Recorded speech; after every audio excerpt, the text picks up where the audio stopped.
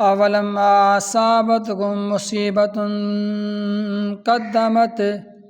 أولما أصابتكم مصيبة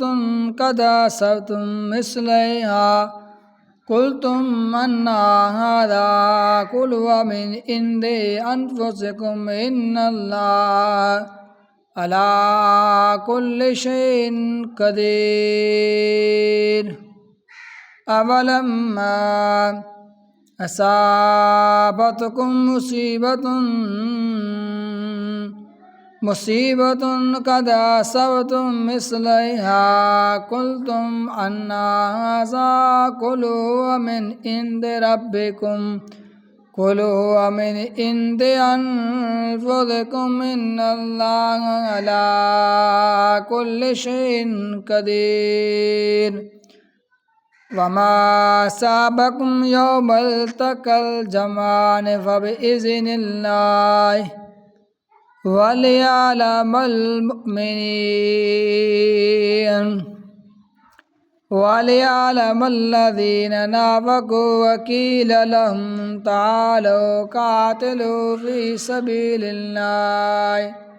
أو ادفعوا قالوا لو نعلم قتالا لاتبعناكم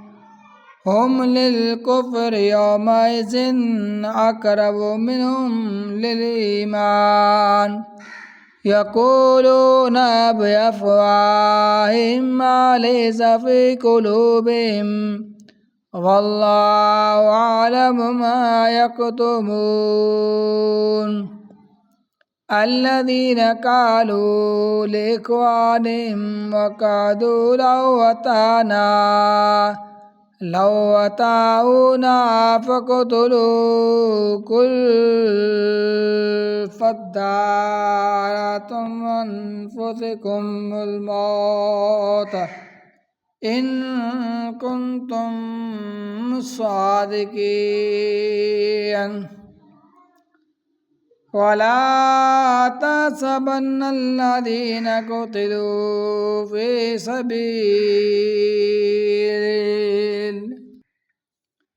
في سبيل الله أموات بل أحياء عند ربهم يرزقون فرحين بما آتاهم الله من فضله ويستبشرون بالذين لم يلاقوا بهم من خلفهم ولا خوف عليهم ولا هم يحزنون يستبشرون بنعمة من الله وفضل وأن الله لا يضيع أجر المؤمنين الذين استجابوا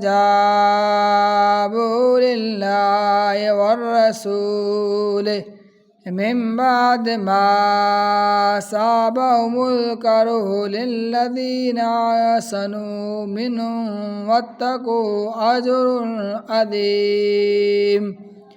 الذين قال لهم الناس إن الناس قد جمعوا لكم فاخشوهم وزادهم إيمانا وقالوا حسبنا الله ونعم الوكيل فانقلبوا بنعمة من الله وفضل لم يمسسهم سوء واتبعوا رضوان الله والله عظيم والله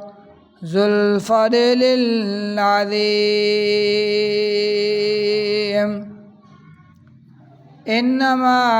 ذلكم الشياطين يخوف أولياءهم فلا تخافوهم فلا تخافوا وخافون إن كنتم مؤمنين